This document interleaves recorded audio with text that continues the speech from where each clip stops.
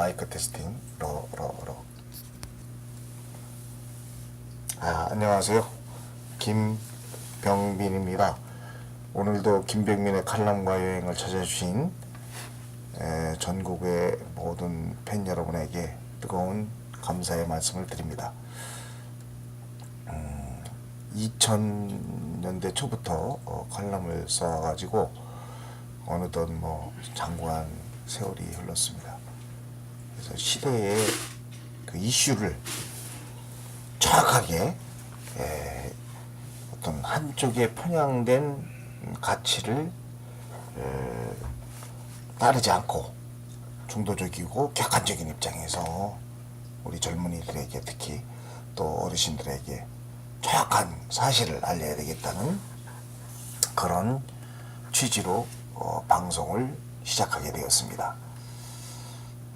제 이름은 김자, 병자, 민자입니다. 그래서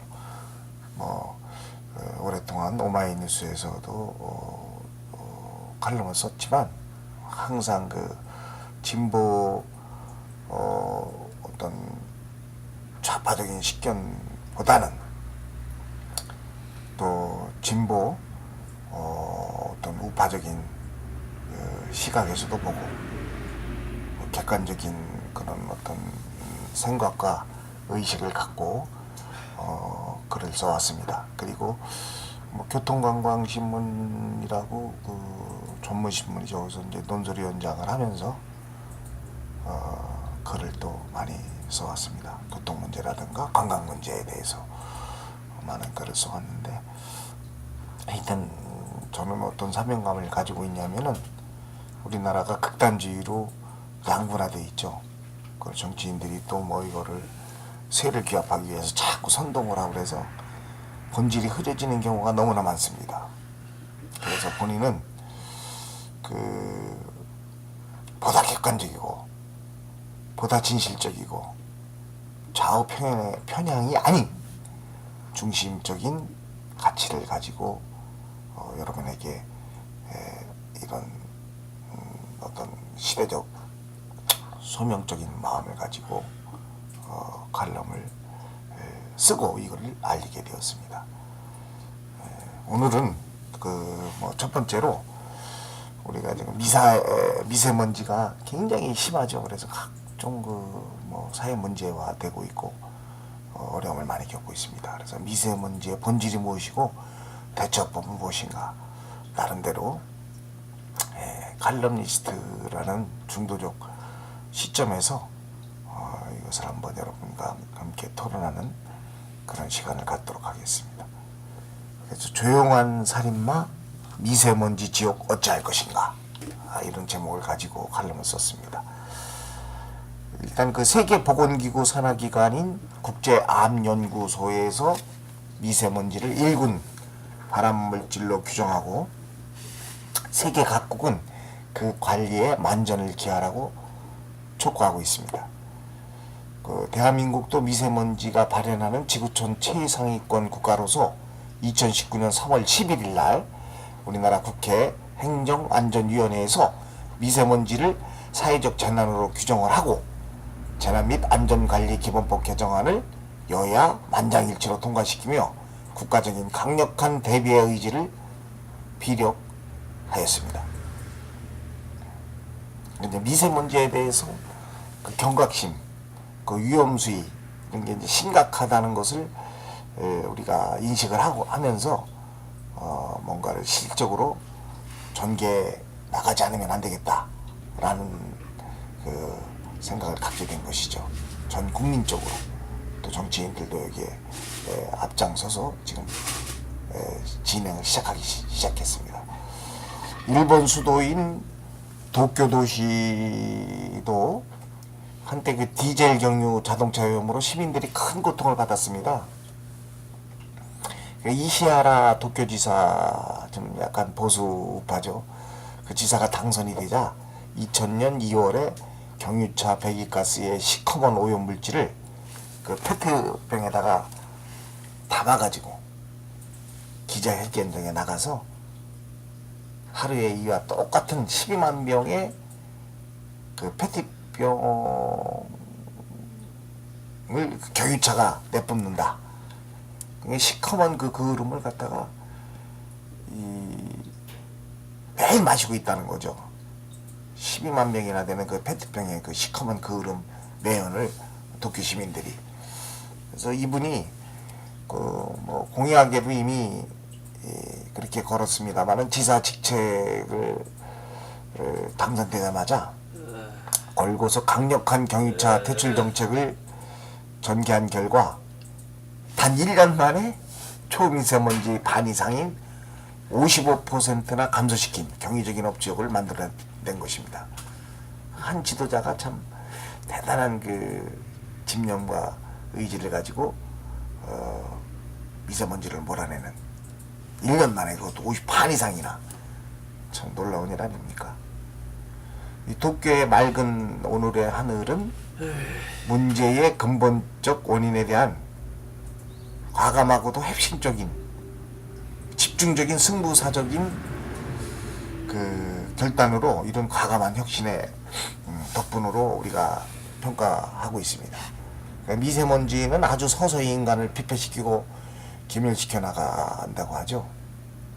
깨끗한 산소 공급이 아닌 오염된 독성 화학 물질인 그 미세한 초미세먼지가 인간의 세포까지 침투가 되면은 뭐 우리가 호흡기 질환, 천식은 기본이고 각종 피부 질환, 심혈관, 심장병, 뇌혈관, 뇌졸중 질환까지 유발시킨다는 것이 그 관련 의사들의 말씀으로 계속 보도되고 있죠.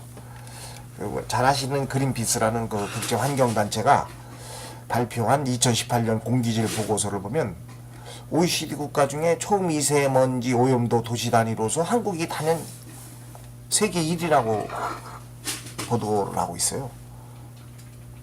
국가별로 이제 그 오염도 미세먼지 오염도 단위로는 그 칠레가 또 세계 1위라고 합니다. 그리고 칠레가 길은 나라인데 그 심각한 공기질이 아주 열악한 상태라는 걸 보고 참 놀라지 않겠나. 하지만은 하여튼 뭐 그린피스에서 이렇게 조사한 결과가 나온 것이죠. 그리고 또한 OECD 국가 안에 있는 도시 중 대기 공기질이 가장 나쁜 도시 100개를 선정을 했는데 그중 반 가까이 되는 44개가 한국의 도시로 조사 발표가 되었습니다.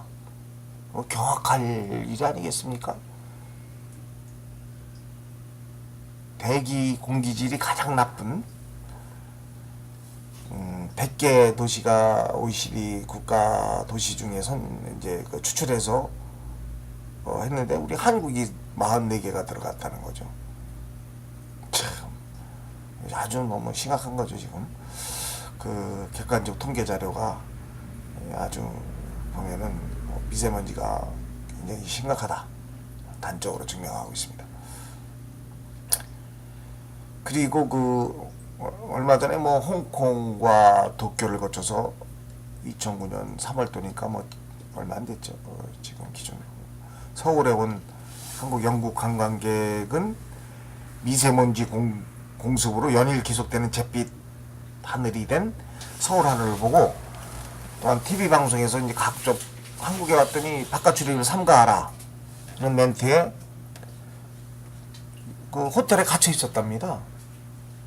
그래서 이게 여행을 한국에 와가지고 바깥에 나가지도 못하고 신세를 한탄하는 것이 그 미세먼지가 이렇게 상시적으로 뒤덮이고 있는 한국의 하늘에 대한 그 외국 관광객들이 그걸 보고서 놀랍다라는 그런 하나의 그 해프닝이라고 해프닝이면 참 커다란 문제점이죠. 외국에서 관광을 왔는데 바깥에 미세먼지 경고 때문에 나가지 못하는 상황이 됐으니까요. 1952년 12월 영국 런던에서 대형 스모그 사건이 난 것은 식자들 아시는 분들은 다 아실 겁니다. 당시 그 런던 시내 화석연료 난방 등으로 항산가스 등 화학성 독극물 오염물질이 대규모 그 안개 모양의 기체가 돼가지고 바람이 또 불지 않았어요 그날.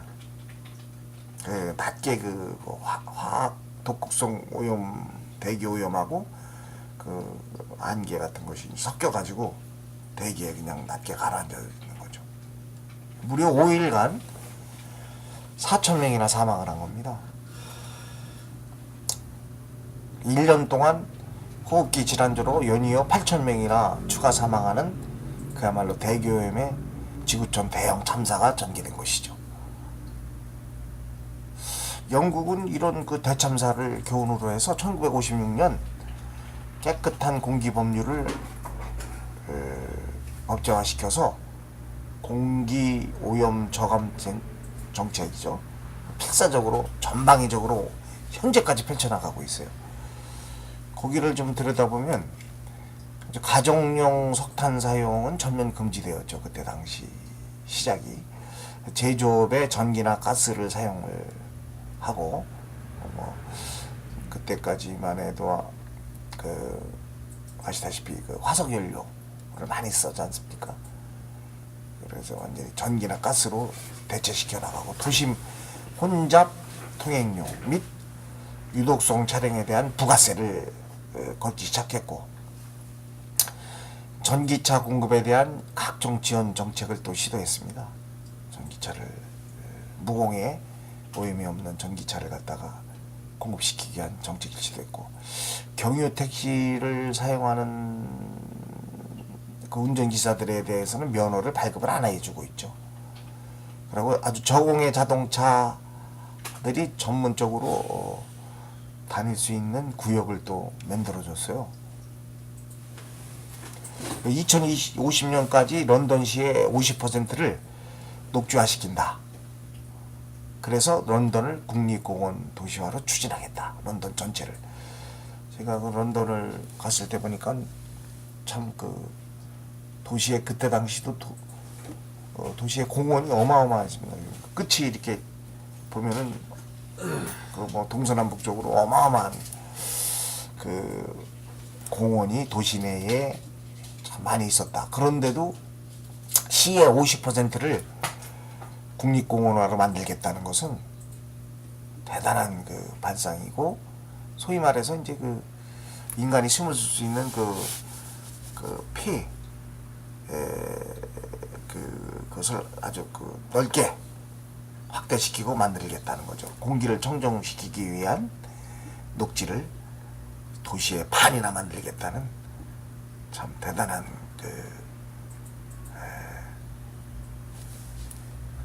공기질 정책이라고 말할 수 있겠습니다. 공기질 강화 정책이죠. 2015년에 공시한 화력발전소를 단계적으로 2025년까지 완전 폐쇄한다는 정책 발표를 했어요. 2025년까지는 화력발전소는 쓰지 않겠다. 그러고서 가스와 원전으로 대체하겠다. 전기를 사용을. 영국은 친환경 재생에너지 점유율을 이렇게 해서 2017년 기준으로 30%나 올라와 있어요. 30%. 그러니까 국가 전체에서 쓰는 재생에너지 점유율이 30%다. 그럼 한국 정부는 뭐 2030년까지 친환경 재생에너지 생산 비율을 20%를 잡고 있어요. 천연 자원 업계를 컨설팅하는 우드 맥켄지라는 그 컨설팅 회사에서 한국의 그 재생에너지 정책을 쭉 살펴보고 2040년 뭐 20%를 잡고 있지만은 17%에도 못 미칠 것이다. 그런 예견을 하고 있는 것이죠. 2030년까지. 지금 영국은 이미 30%에 올라가 있습니다. 재생에너지를. 미세먼지에 대한 국가위기의 심각성을 더욱 고려해야 된다고 우드 맥켄지에서 미세먼지가 세계에서 가장 심한 국가이기 때문에 더더욱 경각심을 가지고 정책을 강화시켜 나가야 한다. 이런 거를 이렇게 한마디로 좀 훈계하고 있다. 이렇게 말씀드릴 수 있겠죠. 중국 정부는 어떻게 하고 있느냐? 미세먼지 오염에 대한 심각성을 중국 정부도 읽고서 아주 그 북경이나 뭐 그 중국 대도시 내 화석연료 난방을 아주 금지시켰어요. 대도시 인근 화석연료를 사용하는 제조업체는 강제적으로 폐쇄 철거하고, 이것도 이제 공단 자체, 아주 제철소하고 발전소가 있는 그 공단 자체를 산동성 해안가, 한국과 가까운 동남쪽이죠. 북경 중심으로 해서 대거 이동 조치를 하고 있습니다. 이러다 보니까 한국이 큰 피해를 입고 있습니다. 뭐 어떤 학자들은 뭐 미세먼지가 뭐 한 7, 80% 이상이 한국의 미세먼지 문제가 중국에 영향을 있다, 이렇게 얘기를 하고 있는데, 일반적으로 학자들은 50% 이상이 중국에서 오는 미세먼지 때문에 한국이 고통받고 있다, 이렇게 얘기를 하고 있죠. 그럼 뭐 중국에서는 뭐 과학적인 확실한 근거가 있느냐 하고 아주 좀 회피하고 기피하고 있죠. 너들 국내 자체의 대기업 문제부터 해결하라.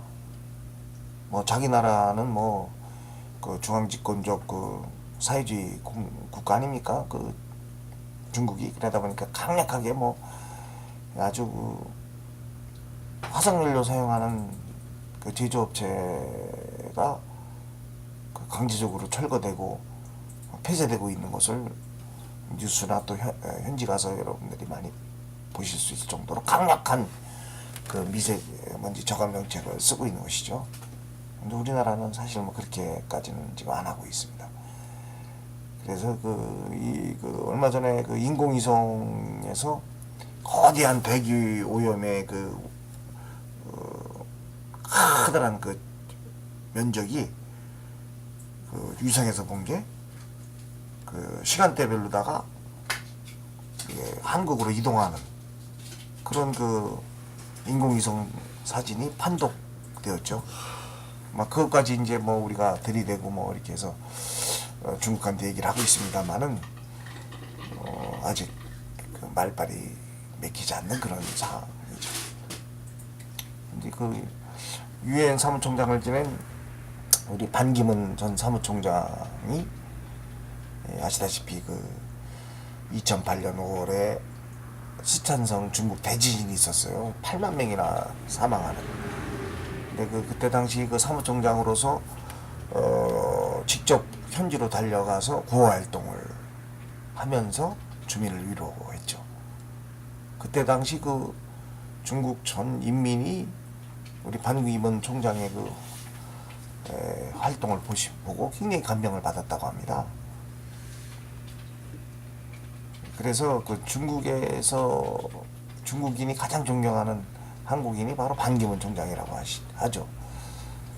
그래서 그리고 또 중국 정부에서는 지금 중국이 추구하는 뭐 1대1로 정책이라든 같은 국가 전략을 세계에다 알리면서 협조를 구하는 세계적인 포럼이 있죠. 보아오 포럼이라고 하이난에서 하는 건데 이사장으로 반기문 전 총장을 모셔놓고 세계적인 덕망과 명성을 반 총장의 세계적 네트워크 활용하고 있는 것이죠. 이러한 반 총장님을 손학규 바른미래당 대표가 모셔다가 지금 이 심각한 위기적인 미세먼지를 해결하는 미세먼지 범국가기구위원장으로 제안했어요. 그래가지고 문 대통령이 모셔다가 그 미세먼지를 좀 해결해달라 이렇게 얘기를 드린 것이죠. 흔쾌히 허락을 하셨습니다. 이분은 또 재직 시에 큰 업적으로 지구온난화 문제를 갖다 해결하려고 엄청 노력을 하셨죠. 아무래도 지구온난화 현상은 여러분들이 잘 알다시피 자꾸 지구 온도가 높아지니까 가지 그 생태계가 파괴되고 기현상이 자꾸 대두되죠. 엉뚱한 뭐 쓰나미라든가 뭐 각종 그 홍수 뭐 이런 문제들이 자꾸 대두되고 그래서 이게 보고만 있을 수가 없다 그래가지고 이 반장님이 세계 기후 협약을 이끌어냈죠. 사실 그 강대국이나 뭐 개도국이나 그 화석연료를 많이 쓰고 또 그걸 갖다가 또 구조적으로 산업 구조를 재편해야 되지 않겠습니까? 에너지를 뭐 청정 에너지를 써야 되기 때문에 그러다 보니까 각국의 이해 관계가 심각하게 대립해 갖고 기후 협약에 도장을 안 찍었죠. 근데 이걸 하여튼 반장님이 각 국가를마다 돌아다니고 세계 글로벌 기업들을 설득을 하고 해서 이거를 세계 기후 협약을 이끌어냈죠. 근데 이제 미국의 트럼프 대통령이 당선이 되고서 국가 이익에 위반된다. 미국이 이제 여러 가지 그 경제적 그 어려움에 처하고 막 이러다 보니까 탈퇴를 해버렸죠. 그래서 많은 지탄을 받고 있는 것이 사실입니다. 이 반 총장을 미세먼지 범국가기구위원장으로 모셔온 것은 미세먼지 저감 대책에 대해서 강대국인 중국을 좀 설득을 하라. 그리고 이것을 뭐 한중 관계로만 하지 말고 범세계적인 그 미세먼지 협조 시스템을 좀 네트워크를 통해서 조성해 달라. 그런 뜻이 내포되어 있다고 말할 수 있겠죠. 그래서 앞으로 반 총장님이 열심히 노력 좀 해주셔가지고 한반도 특히 한국이 미세먼지에 저감되는 그런 날들이 빨리 올 수 있도록 해야 되겠죠. 그분은 뭐 그 수락하시면서 미세먼지를 뭐 정치적인 것으로 이용하거나 뭐 그렇게 해서는 절대 안 된다. 순수하게 각국의 모든 국민들과 인민들을 보호하기 위한 그러한 중심적인 그런 의식을 가지고 노력을 해야지 이걸 성공할 수 있다는 말씀은 참으로 타당한 말씀이 아닌가 생각합니다. 2016년 OECD 발표를 보면 OECD 국가 중 대기업으로 40년 후의 기준으로 조기 사망자가 가장 많이 나타날 국가가 또 한국이라고 적시하고 있습니다. 한국의 질병관리본부 통계를 보면은 2009년 대비 2017년 폐암 환자 발생수가 무려 3.07배가 증가했다는 것이죠.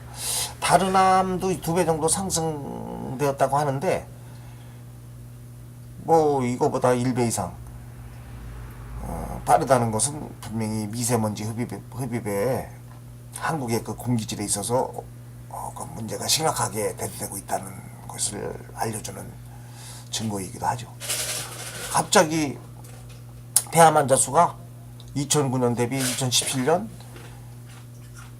3.7배나 증가를 하고 있다는 것은 미세먼지에 대한 심각성을 또 단적으로 보여주는 증거적 통계가 아닌가 생각됩니다. 미세먼지에 대한 국내 대표적 발생 요인을 학자들이 또 전문가들이 세 가지를 꼽고 있죠. 그 화석연료를 사용하거나 어항산 독성 오염물질을 생성하는 각종 제조 공장이 있고 또 화력발전소, 뭐 석탄이나 이런 화석연료를 때는 화력발전소, 그리고 경유차를 핵심 3대 배출원으로 전문가들이 지적을 하고 있어요. 그러니까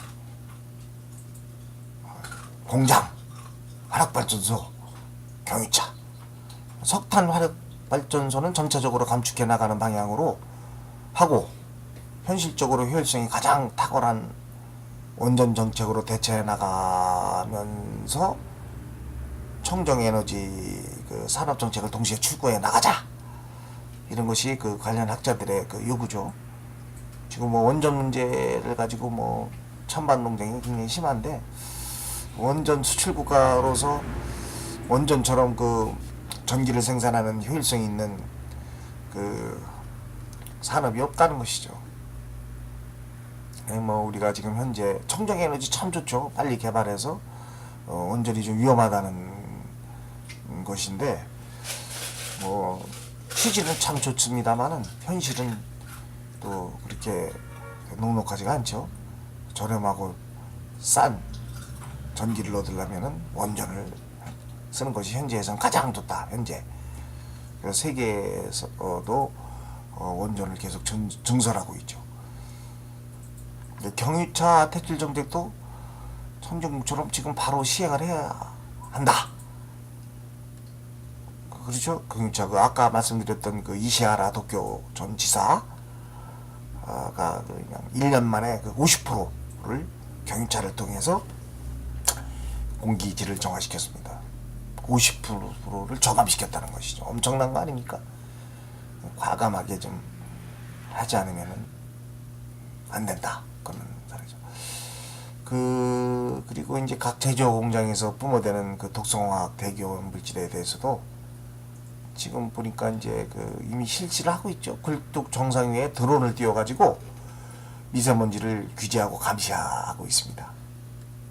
환경관리공단이라든가 심지어 시민단체까지도 이것을 지금 하려고 기회를 세웠죠.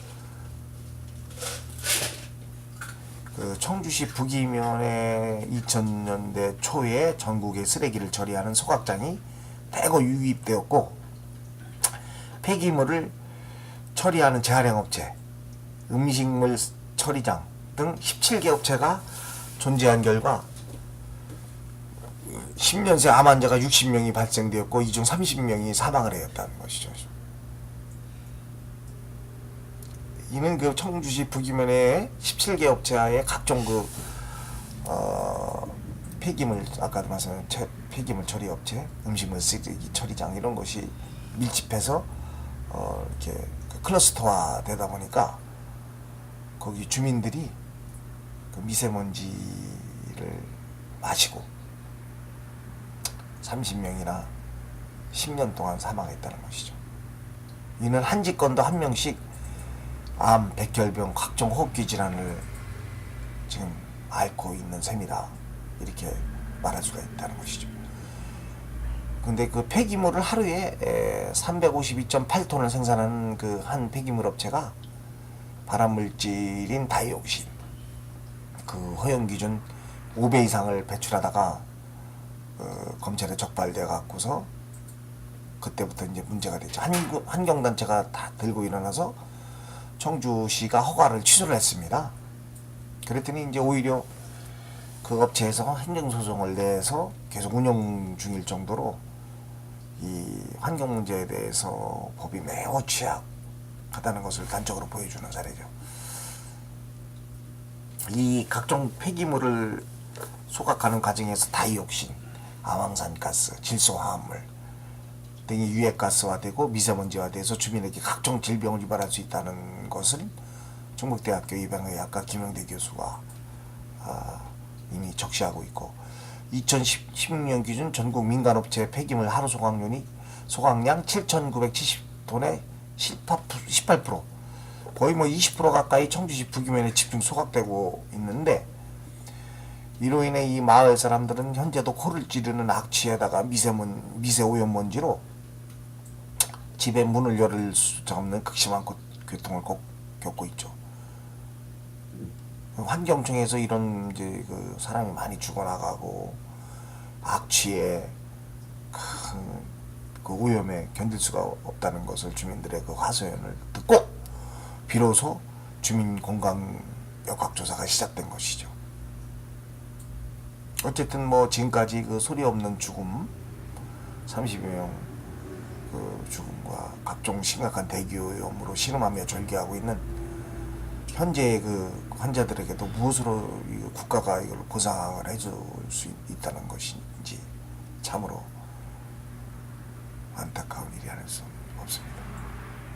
이게 공기질이 나빠지고 미세먼지가 막 수일간 계속되고 막 이러다 보니까 그 20만 원이 넘는 초특가 마스크가 매진되고 있고 그 미세먼지 잡는 공기청정기가 고가의 그 전자제품이 날개도 진 듯이 큰 호황을 누리고 있습니다. 마스크 쓰고 뭐 공기청정기 고가 들어놓는다고 그래서 그 미세먼지가 뭐 잡혀지겠습니까?